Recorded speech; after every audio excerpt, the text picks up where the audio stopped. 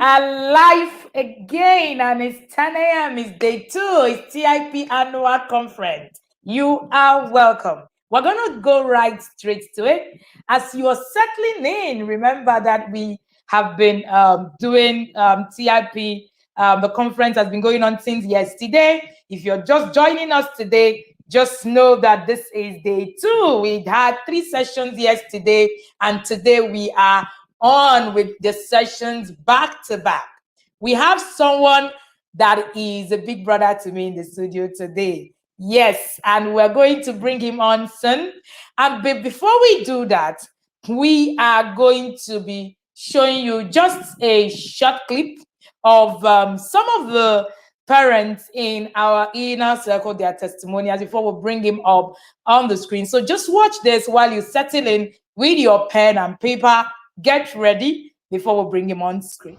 Thank you. Hello and good day, everyone. My name is Mrs. Toyin Sami Mehelu. I am an education consultant, a leadership coach, and mentor.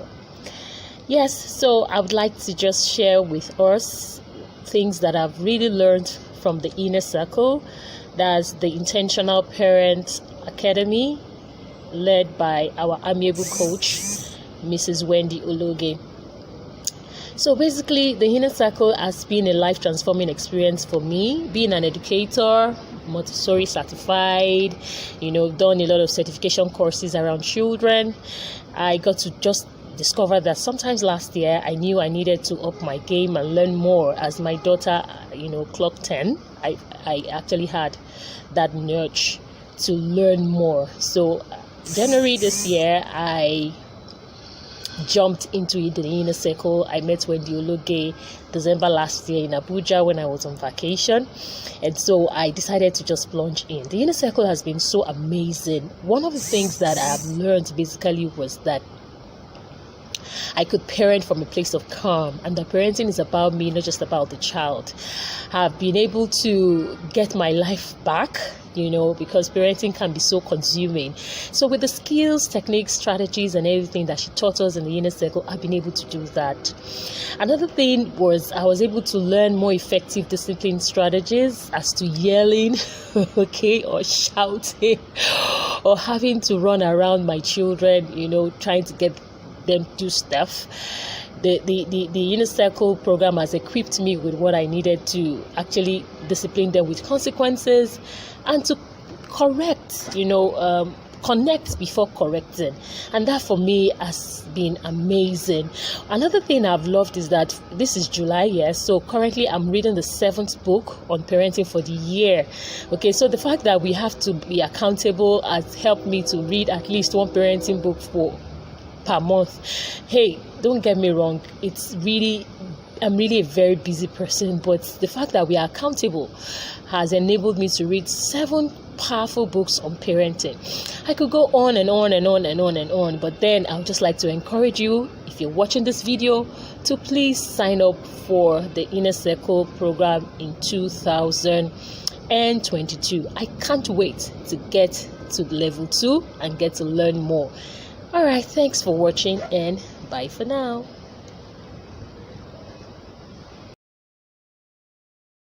All right, so confirm that you can see us. I can see people saying it's past 10. I hope that you can see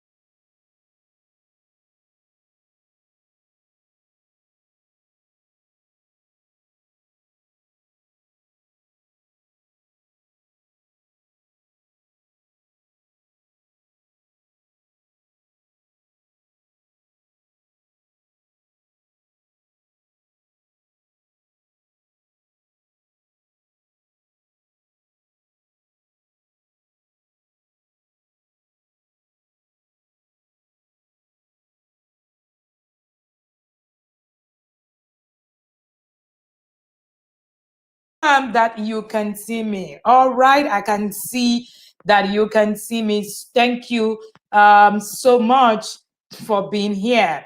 We're going to share the video of our guest. It's already in the studio. Sorry.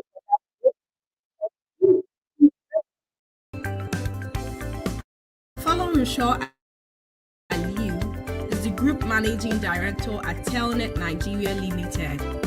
He was at various times Head of Network Support Department, National Coordinator of Network Support Unit, Managing Director of Iteco Nigeria Limited, a subsidiary of the group, and the Group Project Director for Telnet Nigeria Limited. He holds a Bachelor of Science degree in Computer Engineering from the Obafemi Awolowo University, Ile-Ife, and a Masters of Business Administration from the Lagos Business School. Aliyu mentors young and vibrant entrepreneurs at the Ventures Platform Hub, a vibrant community of tech startups and future-focused incubation of Abuja, Nigeria's Federal Capital Territory, where his focus is on creating the right story around the entrepreneurs' ideas and businesses. He is a co-founder of the Vacancy Paradigm Initiative, a catalytic campaign to galvanize the large number of human beings in Nigeria into taking specific actions that would transform them into human resources. He is a certified management consultant, CMC, and fellow of the Institute of Management Consultants, FIMC.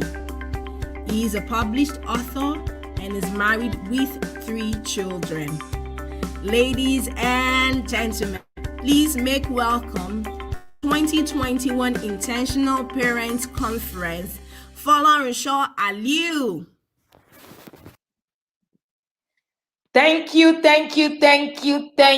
for being here. And we have Alex in the building. I tell you something interesting about this man that is speaking.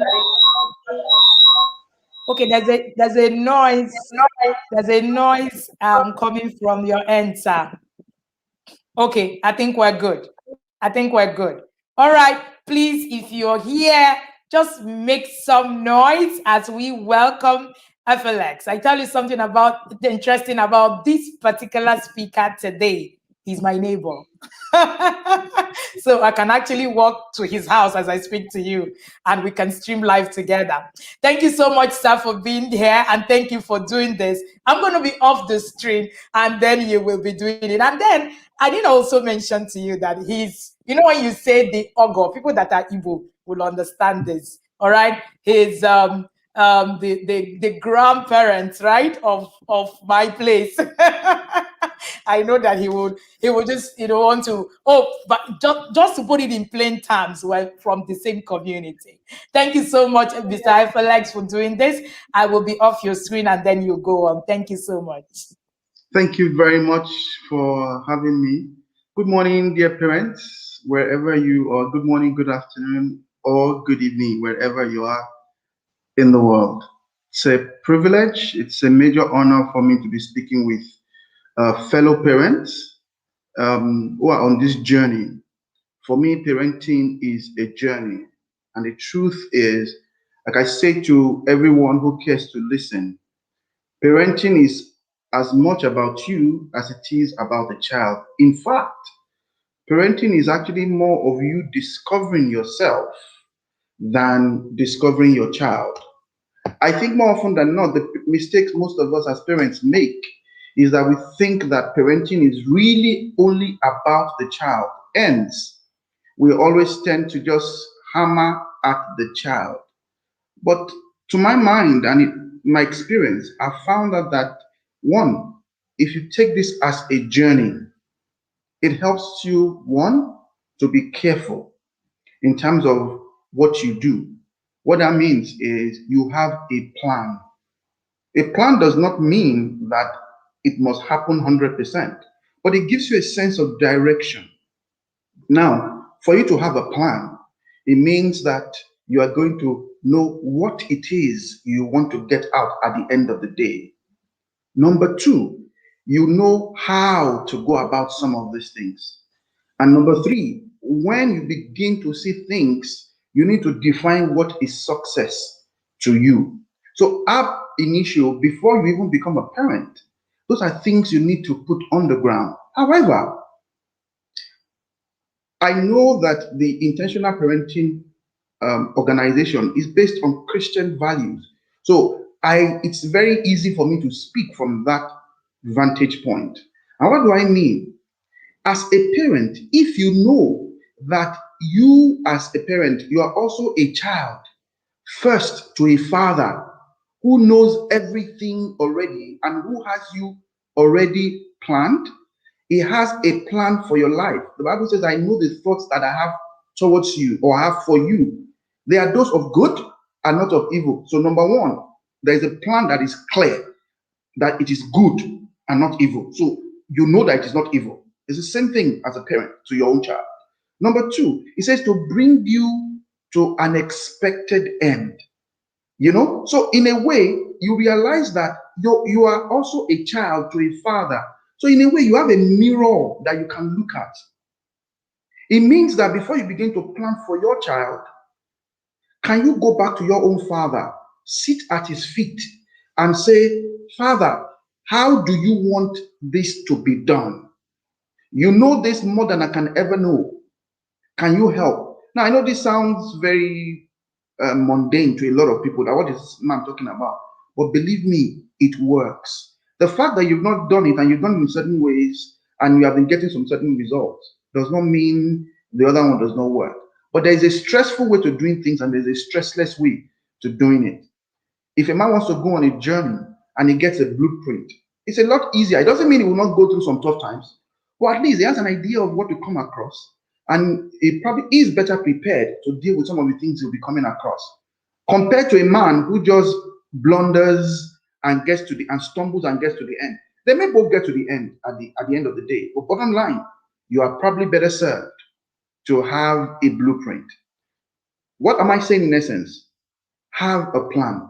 And the plan is not necessarily yours, which is why I was saying at the beginning, it is as much, parenting is as much about you, or maybe even more about you than the child.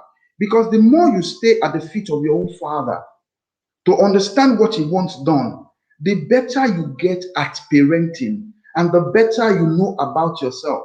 There's a joke I crack all the time, and I say that, have you noticed that it appears like two of the most important things in life are the things that you do not get training on, but you get certification on? Number one is marriage. You are presented a marriage certificate immediately after you are joined together in a wedding ceremony. However, marriage is a lifelong affair, but you are presented a certificate at the beginning. Meanwhile, when you go to university, you are given a certificate at the end. When you go for any course, they wait to the end to be sure that you have gotten everything before they give you their certificate. But in the most important thing in life, which is your marriage, you are given certificate at the beginning. The same thing, parenting. Immediately you give birth to a child, you are called a father. But that is not what makes you a father. It just makes you a donor of life. But that's not what makes you a father. Being a father is that journey of 18 years plus that is way ahead of you. But someone begins to call you father. People begin to call you daddy. Those are the two most important things. And to my mind, the reason you get the certificate up front is that somebody is way ahead of you. God is way ahead of you, and He wants you to know that this journey you are going on is not in your strength alone. That is why He's giving you the certificate up front to know that, hey, if you are to struggle to do this on your own and get it at the end, you may have made mistake, you may have messed up the whole thing. But if I give it to you at the beginning to say, come, I have already gone ahead of you, I know what it takes. So this certificate is being presented to you to hold in trust because you need to rely on me every step of the way. That means there's going to be knowledge acquisition. That means as you begin to go along, you are not going to be depending 100% on your own strength, on your own knowledge. You will seek knowledge where you need to. You will pray where you need to. You will be quiet when you need to. Because all those things, you know, you have a place of refreshment or a place of refreshing that you can always run to. You can always go to the person who gave you the certificate at the beginning to say, it appears that I may not be worthy of this certificate, and it tells you, hold on, I gave it to you in trust. I'm here with you. That gives you a lot in terms of peace of mind. So I just want to get that out of the way to say, hey, we need to consistently be at our own Father's feet, because sometimes some of the things we are going through are not things that no matter how well you try, you can do on your own. Why? Every child God gives you is a unique human being. Now, the joke I was talking about is, have you noticed that we give God a lot of stress? We take God through a lot of pain in the things we do. Think about it. Your child does something the first time, you forgive. Second time, you start to either scream or yell, or if you are the type that have learned some of these things, you look for ways to try and manage them. But have you thought about a relationship with God where you give God grief on a regular basis, and yet God finds a way to still call you my child? Now, my joke is that God gave us children to let us know how we are treating Him. When you begin to see your child give you some grief, you need to go back and say, God, how am I treating you? Have I been this naughty? So really, in a way, it's a reflection of who we are, really, to a large extent. But we have help. That is the first point I would like to make. You have help, because you can begin to understand yourself more. And in listening to the first parent that gave a testimony, if you listen to everything she said, it was more about discovering herself, really. Because what you do not have on the inside is difficult for you to give out. So let's take the story of a child. You realize that in Nigeria today, or generally in Africa, one of the things we tend, or we seem to lack, I use the word carefully, please, we seem to lack, is in terms of creative exuberance, if there's a word like that.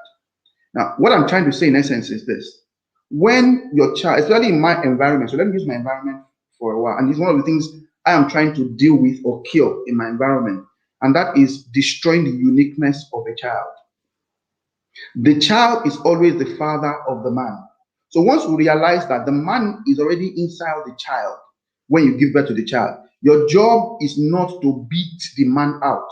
Your job is to help the child discover that man so that it can be all the best he or she can be. If you know that, then you realize that in treading with the child, you need to listen more. That's the first thing. Listen more to the man in the child than trying very hard to force your own man or your own woman on that child. Number two is you realize that when you have a plan, and please, when I say a plan, I keep saying that it is not your plan. That child was created by God for something. If you are busy pouring your personal plan on that child, you may miss it. But if you sit at Father's feet and you get a plan, it helps you to know what to do. And as you go along, of course, there is progressive elaboration as you begin to go along. Now, when you have a child in this my environment, have you noticed that a child's first set of questions are always why? A child goes outside before a child turns 5. Check it out. The greatest questions, or the most prevalent question a child asks between when they can speak and when they are 5 is why. And the reason they ask this question is that there's a balance that says that he who knows why will always rule over he who knows how. Again, he who knows why would always rule over he who knows how. And what do I mean? I'm going to go back to my statement, but let me explain that so that we get it properly. Today, the managing director of a company is not the person that knows everything in the organization. In fact, he may not know as much in terms of the technical requirement of HR or of legal or of what do you call it. He may have an idea of so many of these to put them together. But guess what? He knows why the company exists. He knows why they are doing what they are doing. He knows why some things need to be done and some things do not need to be to get done. The same with a leader. A leader would know why things are being done.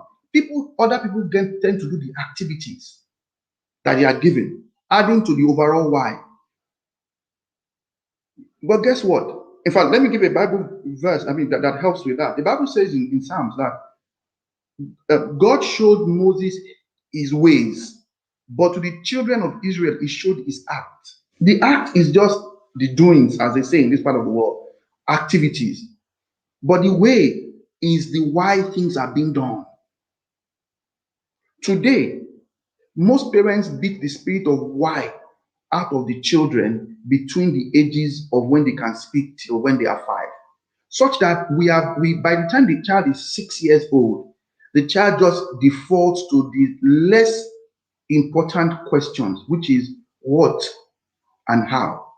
And once you beat the spirit of why out of any child, what you will get at best is somebody who knows a lot but cannot create anything new. So today in Nigeria, we have a lot of people with certificates, but we're not creating anything new. It is not really their fault.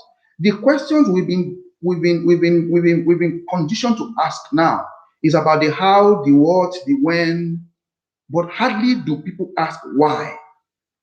And that is the greatest question to be asked. And each child comes to the world asking that question first.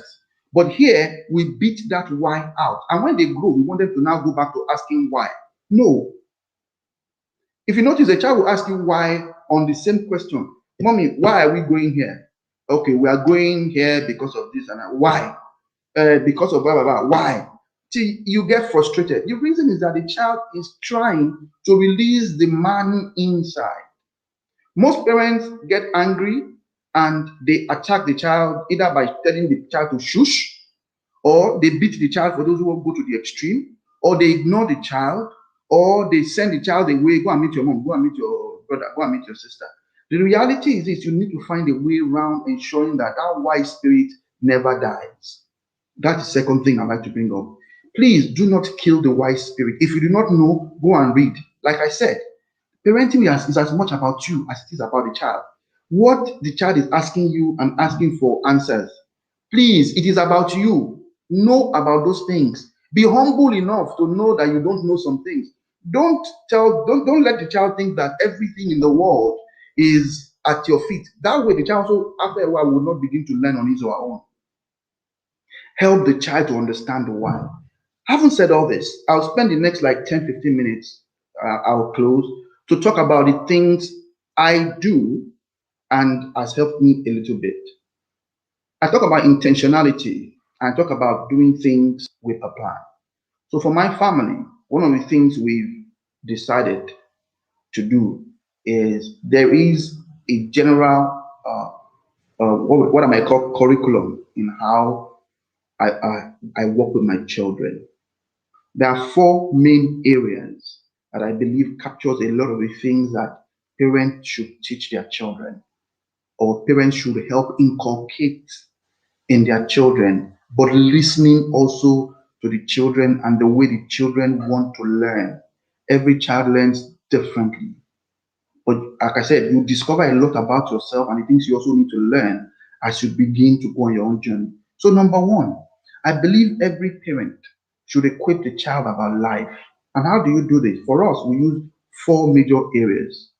And in everything we do at home, everything we do on our way out, when we spend time together, is we look for ways to ensure that these 4 things always come up.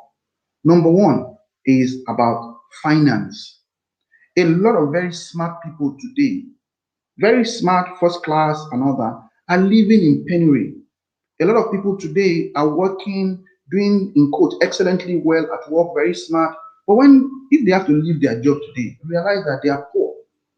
Realize that they cannot think, they've not been able to handle money properly. I was reading a book a while ago. What I wish my parents taught me when I was young. It's about how to handle money. A lot of parents today are not showing a good way of handling money to their children. I'm not going to go into too much into details because I know other people are going to speak about this. But to know that things around budgeting, things around living below your means, things around you don't have to show off to know your worth. All those things are things you need to show your children. You don't buy things because you can. A lot of people live their lives like that today. Oh, I can buy this, and they buy themselves into penury. Things around how do you manage money such that you are not losing value? Do your children understand the implication of inflation? Do they understand the implication of our foreign exchange? Can they discuss when there's a government pronouncement? Can they understand the implication of that on your family and the finances of the home? How do they behave when it comes to money and around money, about giving? There's so many things you can discuss under that finance. I won't take time because I know somebody will be discussing a lot more on that. The second thing we take our time to do actively is teach them about leadership. When we're talking about leadership, it's not necessarily focusing on others. It's leadership of self, discipline, the art of ensuring that you do what needs to be done and not just what you are told to do. Sometimes leadership is about understanding also that you have a leader. So people talk about religion and all that. For us, leadership is also understanding that you have a leader at home. The father is the leader. The mother is the leader. The oldest is the leader. The one following is the leader. The last is also a leader in his own right. But understanding that there is a structure that works. But for the father as well to know that he also has a leader. So as a man, I don't come home and tell my wife I'm the head of this home. No, because I know that that is false. The head of our home is Jesus Christ. So once I understand that, I don't go around strutting. So my child knows that as a boy, he doesn't go around strutting, when he has a wife, strutting and saying, I'm the man in charge. He doesn't need to. He needs to know that when you show by example, he needs to know that when you give selflessly of yourself, he needs to know that there's a Jesus Christ that gave his life to show his leadership. If I can follow that, then my leadership is cemented. I don't need to clamor for it. There's so many things you can do under leadership as well, but it's focused on how you discover who you are and all that you carry to be able to bless the world and enjoy God's blessings in your own life as well. I'm moving on very quickly. We also ensure that our children understand entrepreneurship. And when I'm about entrepreneurship, is about ability to create value rather than just keep complaining. That is the way we define entrepreneurship. Now, it means that when I have an issue or I look around me, in fact, primarily entrepreneurship is really about understanding your environment enough to bring together the resources to solve the problems. So we teach our children to look around for problems. As we go out, what do you think is the problem in this area? Can you explain it? If you do not explain it well enough, we help you to say, oh, but this is the effect. What do you think you can do about it? Perhaps you can start something. There was a time in our environment where we saw that eggs was becoming an issue. So my children and I decided to start a poultry. We started a fishery.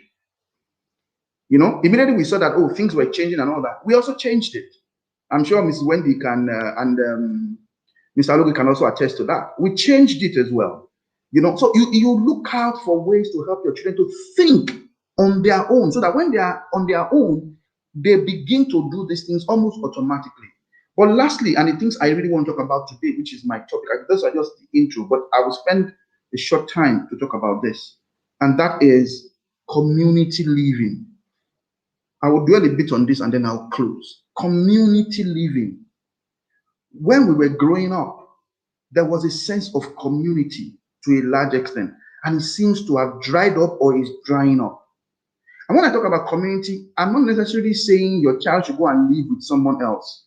It's part of it, but it's not a necessity. Community living is just talking about who am I in the context of where I reside? Who am I in the context of my state? Who am I in the context of my nation? I am not a non-entity. That's the number one thing. That's why we teach leadership as well, because you must have a sense of these things before you can say, I want to live in communities. Because everyone who lives in a community is meant to be contributing to that community. Whether you are a child, you are an adult, you are a man, you are a woman, you are not unto yourself. The problem we have is where people focus only on themselves within a community. Any community that people focus only on themselves usually end up in anarchy. It usually ends up in a place where nobody is happy, even the so-called rich. Nigeria is a good example of where everybody has focused or has turned their focus not on the community anymore, but they are focusing more and more on self. So in nations that are advancing, you start first from your nation. Then, if there's any, you go to your tribe, and if there's any, you go to. I mean, if required, you go to your family and then to self. But your first allegiance is first to your nation, because you know that when the nation is good, it will trickle down. In Nigeria, we've inverted the pyramid. We start first from self. If anything remains, we give family. If anything remains, we give our ethnic people. If anything remains, then the government or the country can have it. Sometimes we even say you cannot have it, we'll throw it away. Because we have inverted that pyramid. And it is something we need to begin to change. And it can only change from home. So I'll give you an example. Today, our FX is dropping badly. I'm talking of the exchange rate right now. Last I checked, federal government officials about 411. That is, if you're not talking about through the banks is a bit higher. And then when you now go to black market, it's now 503 or 515, depending on what you are looking at. Do you know that primarily this is being driven by self-interest? It's being driven by focus on self. If we want to reverse this, it is possible to do so within a space of 2 years. If we all choose to do this. And what I found out is we are also teaching our children to be so focused on self, such that when they leave, they don't even care about their parents or about their siblings anymore. We need to arrest this ASAP, not just because it's a good thing, but because it is actually a God thing. The way God created us is for everyone in society to contribute something to the society first. In Nigeria today, nobody wants to pay tax. Now, I'm not saying tax is the only way, but I'm saying that people will say, oh, somebody will steal the money.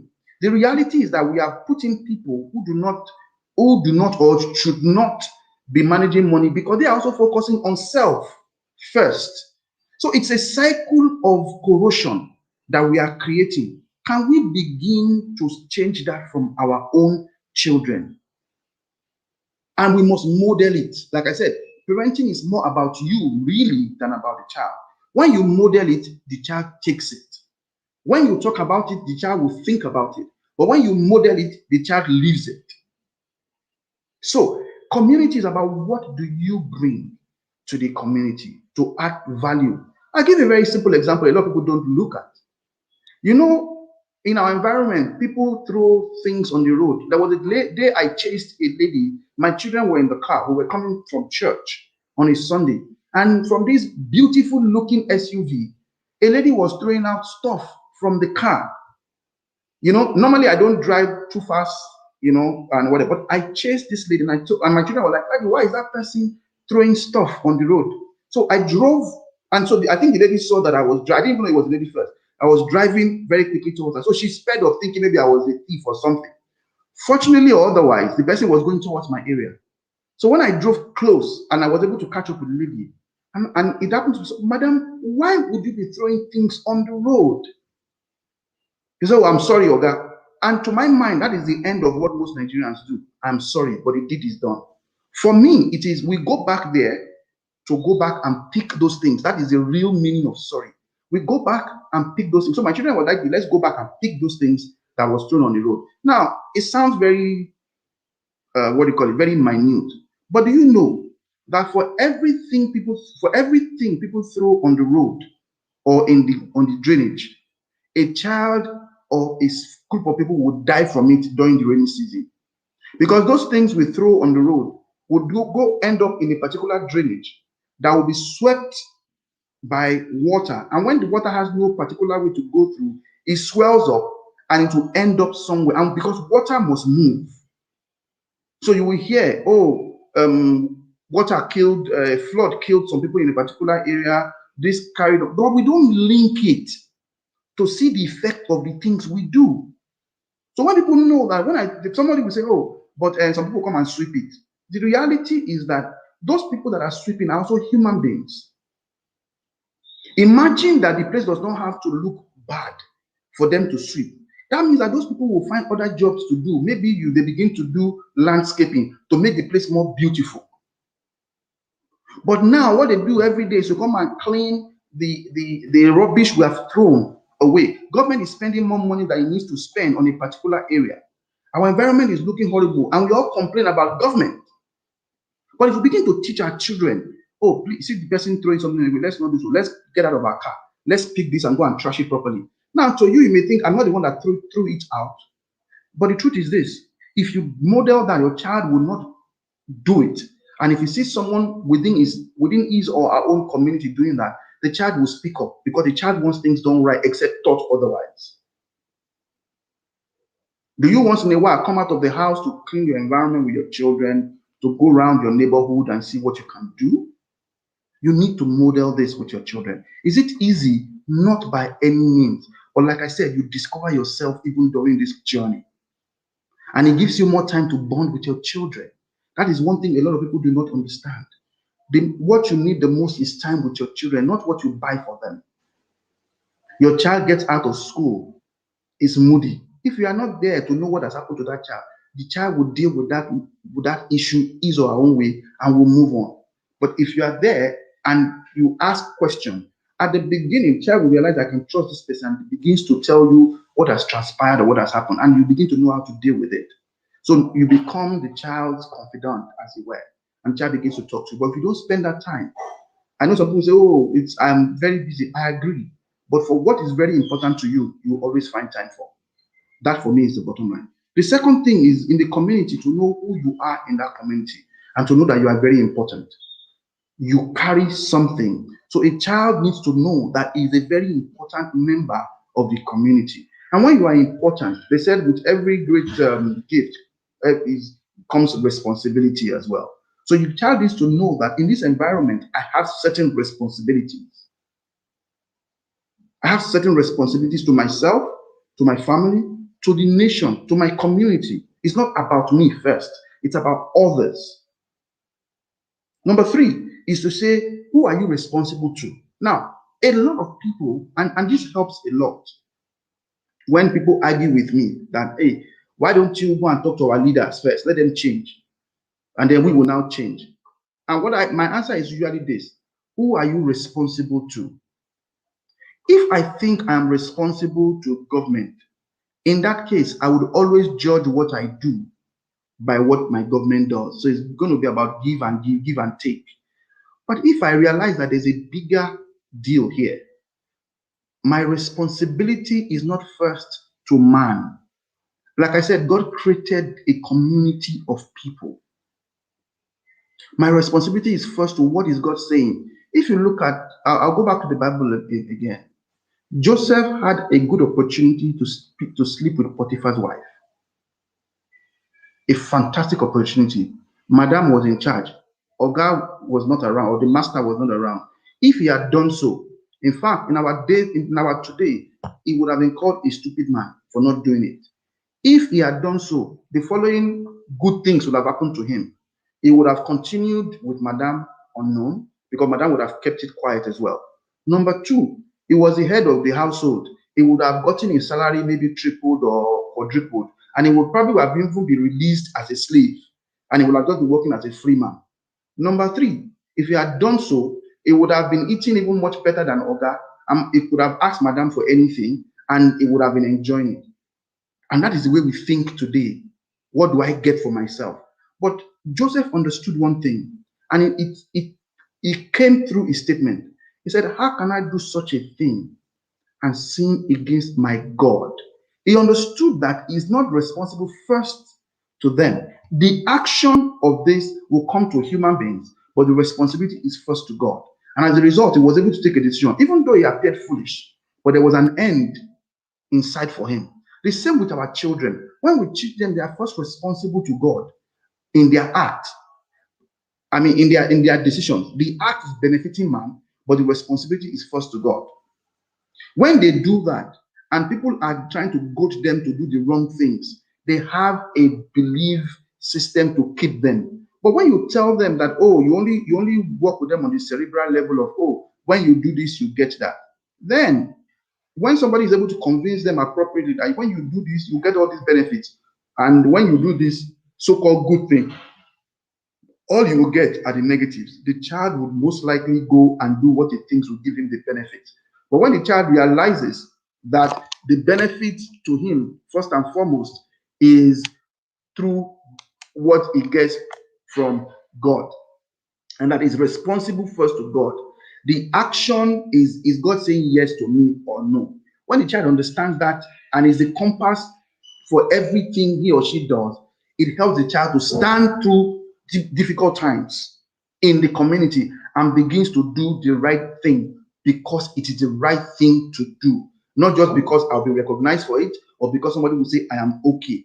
Some people do good things in the environment because they want to be noted, because they want to be praised. And if those things don't come, they revert and begin to focus on themselves. So we must have the proper compass for our children. And this will be modeled as we go along. Finally, we must do things. Okay, two more things, sorry, but I'll be quick about it. Number one is asking what our contribution is. Is it positive or negative? So, for example, I can be making money, but I can be doing it negatively. I'll give an example, and I hope you will forgive me. I also say this in especially Christian community. When MMM came on and people were doing MMM, I said, why are you doing MMM? They say, I'm making money. And the question is it all about just making the money? I wrote an article on the MMM a while ago, and I said while it was on that some people are going to either die, kill themselves, or will be in penury for, give.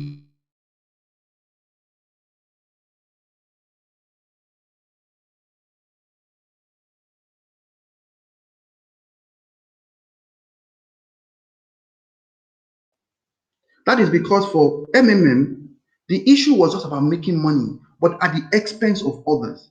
Is it all monies you must make? If you think deeply about community, then you realize that it is not all monies you must make. It's good to make money, but it's not all monies you must make. Money that is not adding value to the community, to self, to your environment, may be a dangerous one. So if I am making money and I know that the money I'm making is going to ultimately ruin someone, it's going to ultimately destroy the environment. Like it happens a lot in Nigerian environment right now. People make money and say, well, just make your money. Don't worry about it. I'm in government circle. Just give me my bribe so that I can go and do myself. Whether you do the job well or not is secondary.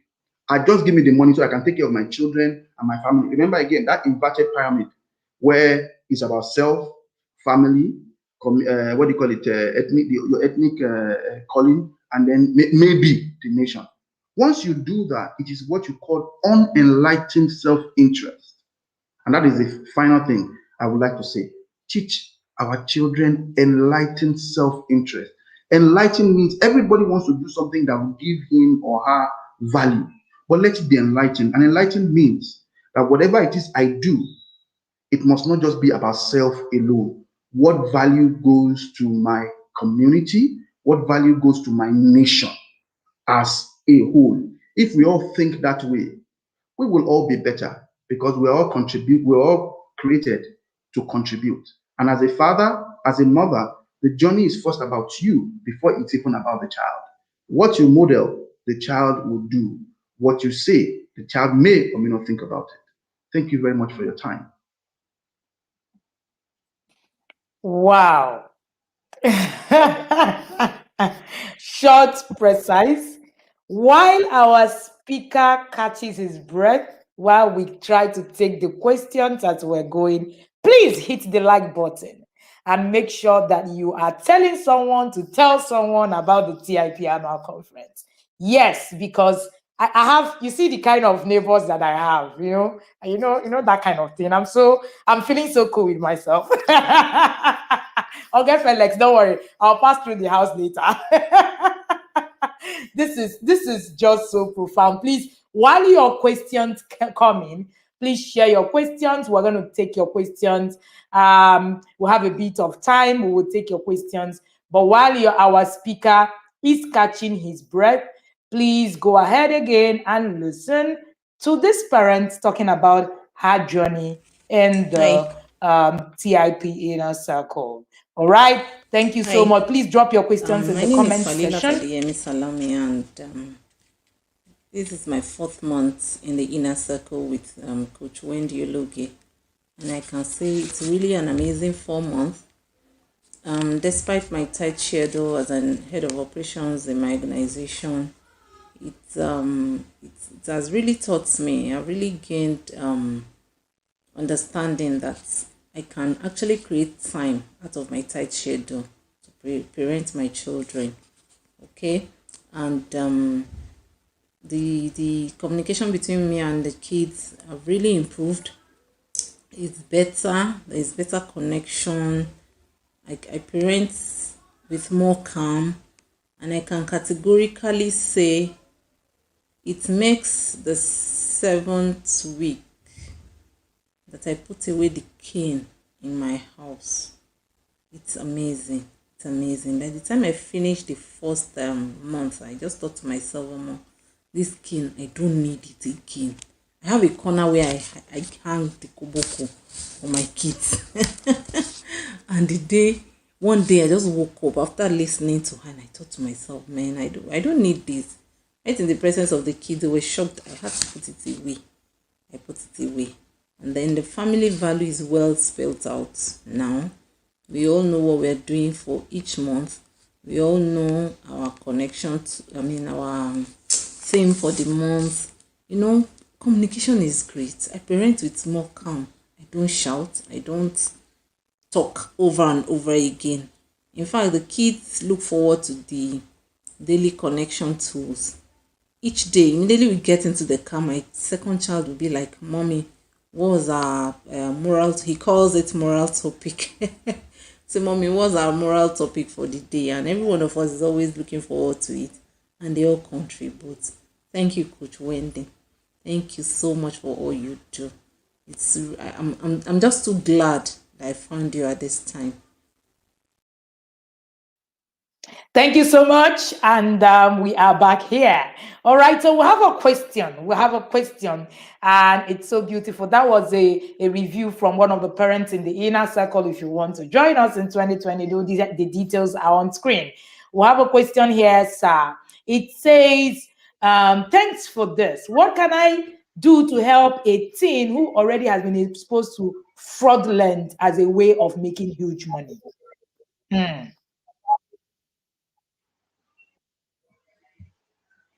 That's a tough one. So for that kind of thing, what has happened is that, like I said, the society has modeled that money is the ultimate.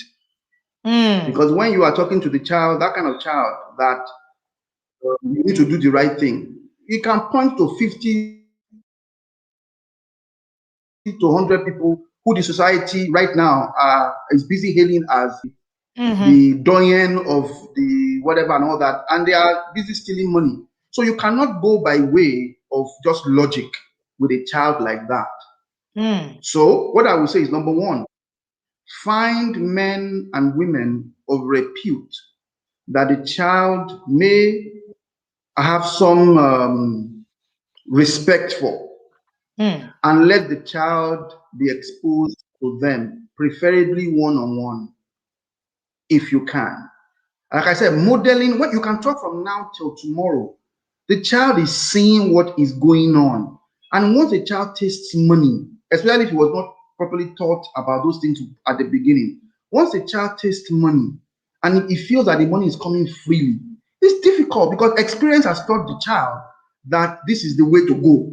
So whatever it is you are saying, when the child weighs on the scale of what is earning, in fact, God help you, maybe you are not even earning a dime, maybe you are earning 50,000 naira, and the child in a city from doing some fraudulent act is earning 3 million. So how do you want to speak to a child like that when he sees you as the opposite of what he wants to be? And the environment is saying it doesn't matter how you do it. But when you find it, so your job is to look for people who share certain values and seem to be doing relatively well, such that the child cannot say, I am better than you. And then try and look for a way to expose such a child to them. And it must not be a come and talk to this boy for me. No, the talk is not going to do much. It's about the modeling. The child needs to be surrounded by people with a different model to life, to say you are so much better, you are so much more than this money, that you can actually make much more by deploying So imagine a child now is making, say, 100 million naira and he feels he's doing well. I'm just giving an example. I'm not saying this is possible now, but imagine such a child is able to maybe go to a Google and he sees a lot of very young people who are creating value for the environment. And anywhere he turns, he's seeing people who are probably much younger, but are creating value and are earning a lot more. And he realizes that, hey, I do not necessarily have to go and be fraudulent with what I know to be doing this. So modeling is extremely important. Yes, you can be speaking to the child once in a while, maybe pastors and all those things. But what I've realized more often than not is that if the foundation be destroyed, like the Bible says, what can the righteous do? It is difficult to just be talking to a child like that. It must be modeled. Yeah. So the main job is to find those that can model such a child. It's a difficult one, but that is what needs to be done. Wow. When that response was coming on, in fact, there was just so much in that response. Because a lot of the times, what you find is that responses like this is hear people say, oh, take him for deliverance, oh, take him to a pastor, oh, pray for him, oh, do this and all of that. And in reality, like Oga like said, in reality, please permit me, that's what we'll call him, all right? In reality, right, it's actually about what the child is seeing. So the child is actually seeing a lot of money, and you're telling the child that there's something wrong with him. And then the society is also hailing it as well. And what an awesome response. Thank you so much, sir. I also picked, so much, lessons from there. So instead of just saying, oh, just go and pray for the child, oh, just come and advise the child, because of course that also has its own, backside. So of course we should look at how we can model to it. Excellent response. All right. Thank you so much. The person that asked that question too, thank you for asking. All right. I'm trying to fish out the questions that are in the comment. Let me see if we have more questions as we go. Okay.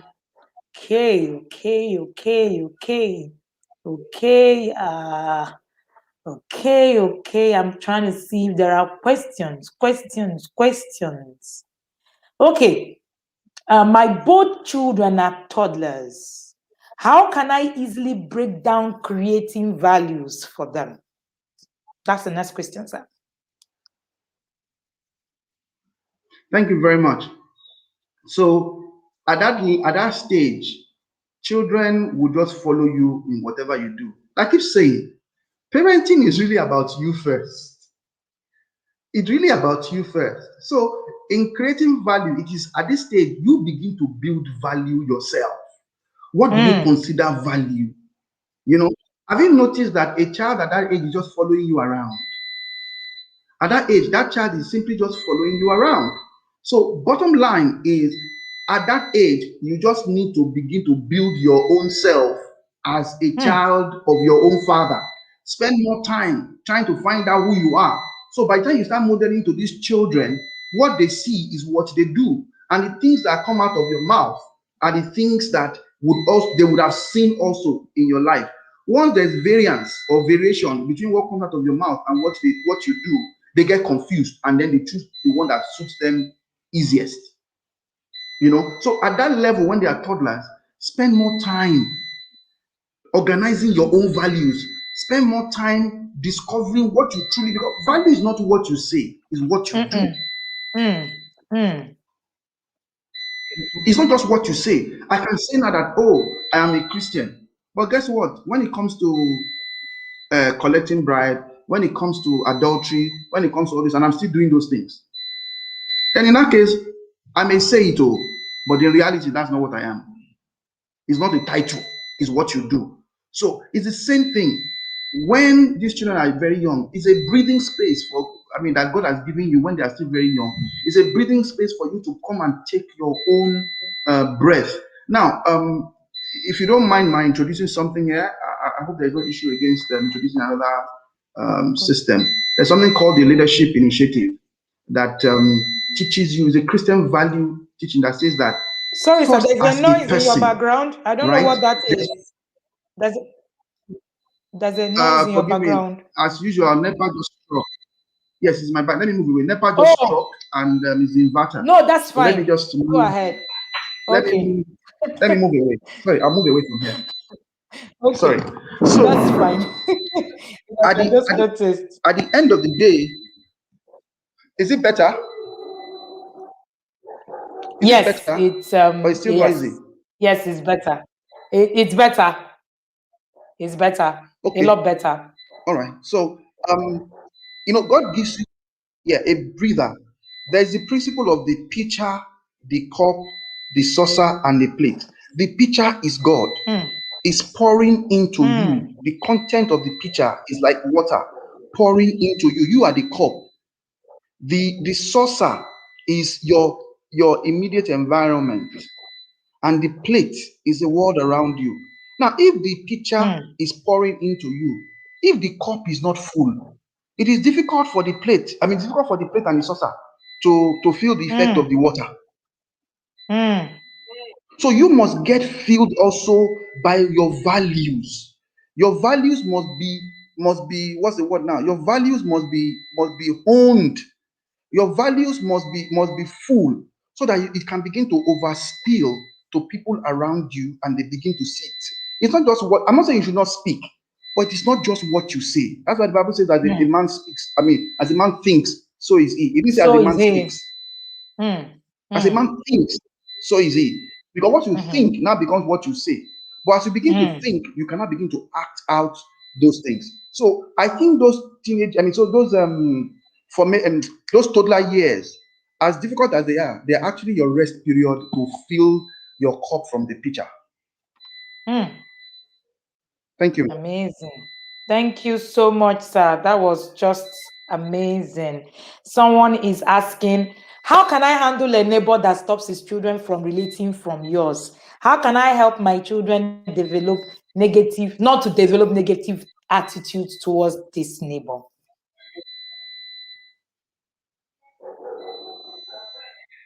Okay, you said that stop the child from eating from your house. Yeah, a neighbor. Oh, How can I handle relating. a neighbor? Okay, Yes, yes. okay, relating. Oh, okay. Well, there are two things that I think one can do. Number one, like my friend will say, pamper them with love. Every opportunity you have to show love to the parents of those children, please do. Now, if you were once close and really close, you may broach the topic. Madam, I have noticed this, or Mr. This, I have noticed that your children are not relating with my children. Is there anything we've done that we should change? Now, don't go and say your children are not coming. You have done this. No, can you invert that statement and let it be from you? You say, I've noticed Mm, that my children and yours are no longer as rating as well as they were before. Is this something we have done that we need to correct? Is this something my children have done that we need to apologize for? But if it is not, I would understand. But if there is, I would really, really like to deal with it so that we are better off for it. Simple. If the person says there are three answers you can get, no, there is nothing, which means I don't mhm. want to talk about it. You say thank That's you very it. much. Or he says, Mhm, yes, there is something, which mhm, is what is it? You tell me, and so thank you very much, I'll do something about it. Or the third one is for the person to rail on you and say, please get away. I don't care. Blah, blah, blah. So those are the three possible answers. Whichever it is, go back home, show as much love, but please model life, model love, model peace, model community to your children. As you begin to do so, your children do not need to be told that don't play with them, play with them. It is by virtue of the things you do that the parents will be saying, go back and play with those children because they see mm. something in them that they also want to have. It's not about the Yes. fight, it's not about the Mm, coercing, it's not about mm, forcing them. No, mm, it's about you modeling what people want. Not everybody wants to associate with success. And success is not always about just money. Success mhm. is about people knowing that you are going along a journey good. You are going on a journey that is good. So that is what I would advise such a parent.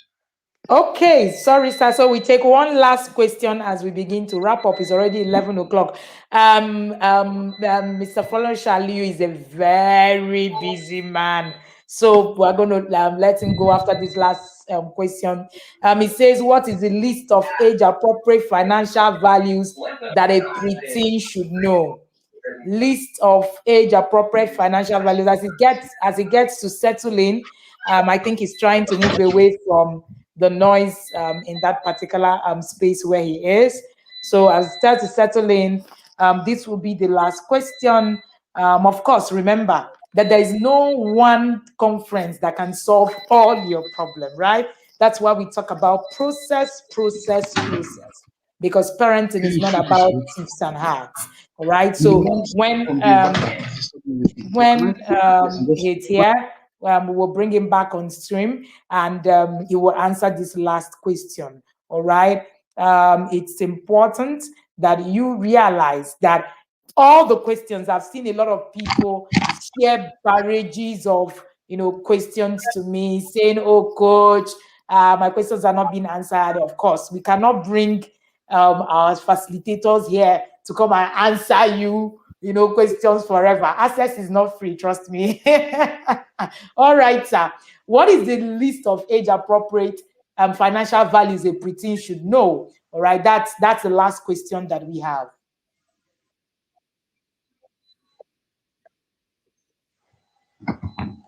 Okay. If you can hear me, I Yes, think boss. that it's not something cast in stone. It's about how far the child has gone. So I'll give you an example. Something as simple as budgeting. A child who is a preteen should have an idea of what budgeting is. He may not be doing it, but have an idea of the concept of budgeting. A preteen should know that if I'm giving money, right, the mindset is not to spend it. The mindset is to get value from it. That money is a means of exchange of values, or is a store of value. Those are things that preteens should know. Because by the time they start going to the teen years, when money begin to come into their hands,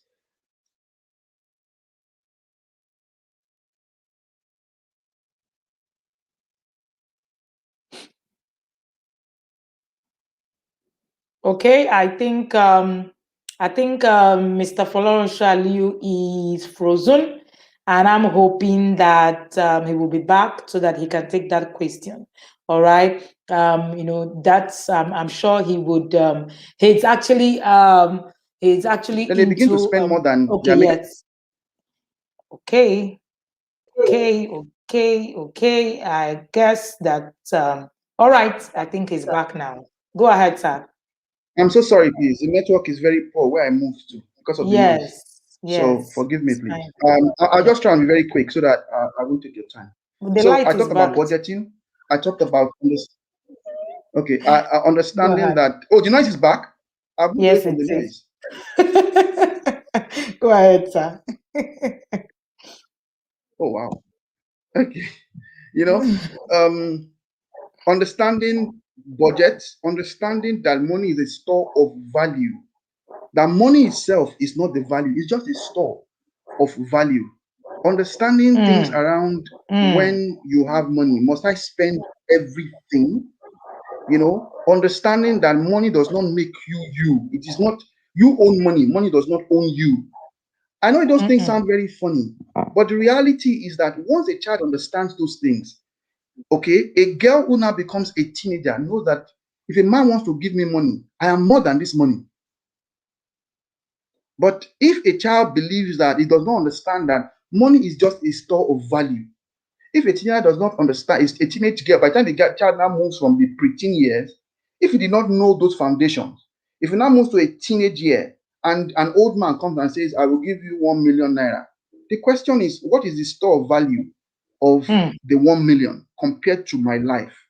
And so you may be surprised that it's not just I give you money to go and spend alone, but it solves a lot more other problems that will come as a result of understanding money and understanding finance. So it goes beyond just spending money. It's also about value creation, and the fact that I understand how money works.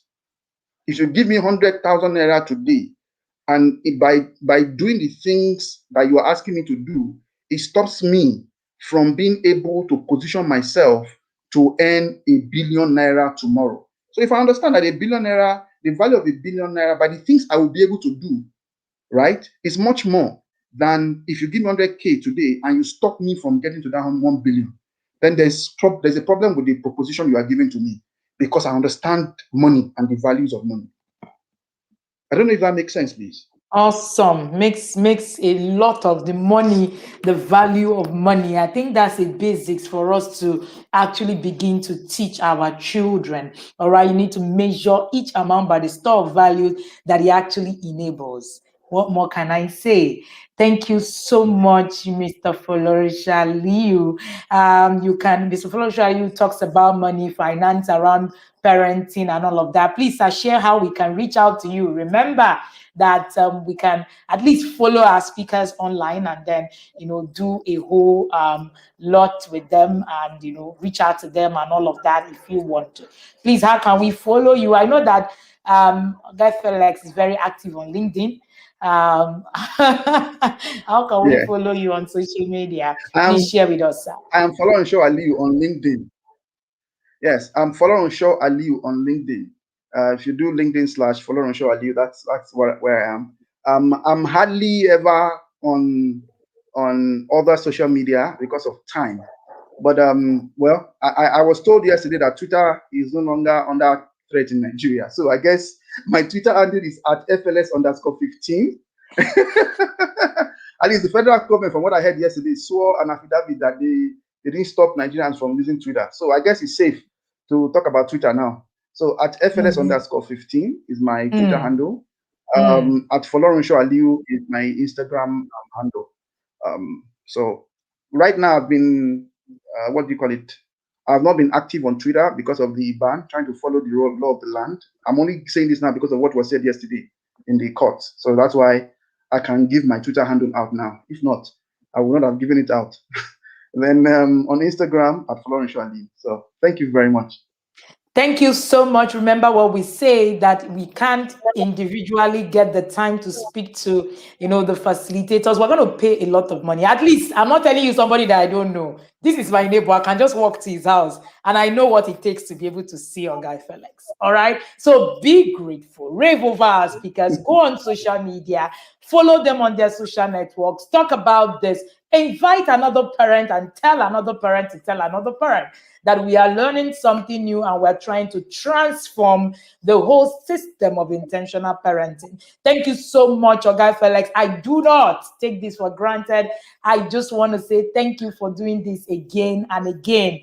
All right? See you somewhere around in the yard. Thank you very much. Thank you very much. And thanks to Governor for being in the background and enabling us to do this. Thank you very much. And thank bye, you everyone. so much, sir. All right, so much. Thank you so much. All right, thank you so much. That was Mr. Florisha Liu. And if you got any value at all, hit the like button, share the fire emojis in this session, take screenshots, share on social media. The worst thing you can do is to listen to these sessions alone. It actually will be unfair to the community. Remember, we're talking about parenting the community way. And if this is about, the community, ensure that you're telling someone that there's a conference that can transform them today. Do not listen alone. Somebody told me yesterday that the person they invited yesterday had, was so blown away by, all the sessions. If you have not taken any of the sessions, you missed them, you can catch replay on our YouTube channel only. Trust me, we're still bringing you much, much more content when it comes to, these sessions. The next session comes live by 12 noon, and we're going to be having Stephen Lin. Stephen Lin is a fatherhood coach from the US. He wants to listen to this session.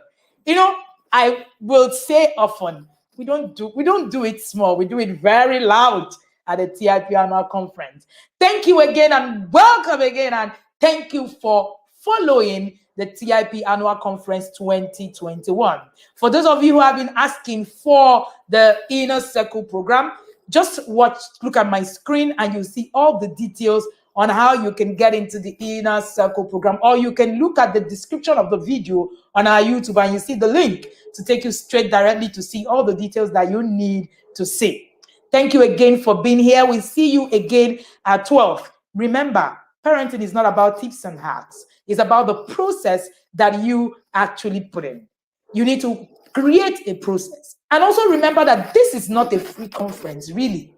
This has been paid for by the Intentional Parent Academy to bring you here. So please, we are asking that you rave over these sessions, take screenshots, share your favorite, your best quote from this conference, tag us, the Intentional Parents, on Instagram. Follow us, the Intentional Parents, on Instagram. You can also follow my personal handle, Wendy Ologe, and also join the community on Facebook. Invite others to join so that we can do something for the society. It's not really just about you, it is also about the society. Thank you again and again, and do have an amazing day till we'll see at 12 noon again. Hello and good day, everyone. My name is Mrs. Toyin Sami Mehelu. I am an education consultant, a leadership coach, and mentor. Yes, so I would like to just share with us things that I've really learned from the Inner Circle. That's the Intentional Parent Academy, led by our amiable coach, Mrs. Wendy Ologe.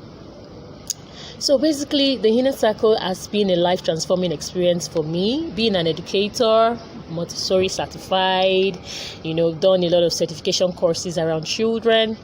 I got to just discover that sometimes last year I knew I needed to up my game and learn more. As my daughter, clocked 10, I actually had that nudge to learn more. So January this year, I jumped into the Inner Circle. I met Wendy Ologe December last year in Abuja when I was on vacation, and so I decided to just plunge in. The Inner Circle has been so amazing. One of the things that I've learned basically was that I could parent from a place of calm, and that parenting is about me, not just about the child. I've been able to get my life back, because parenting can be so consuming. So with the skills, techniques, strategies, and everything that she taught us in the Inner Circle, I've been able to do that. Another thing was I was able to learn more effective discipline strategies as to yelling, or shouting, or having to run around my children, trying to get them do stuff. The Inner Circle program has equipped me with what I needed to actually discipline them with consequences and to correct, connect before correcting. And that for me has been amazing. Another thing I've loved is that this is July, yes. So currently I'm reading the 7th book on parenting for the year.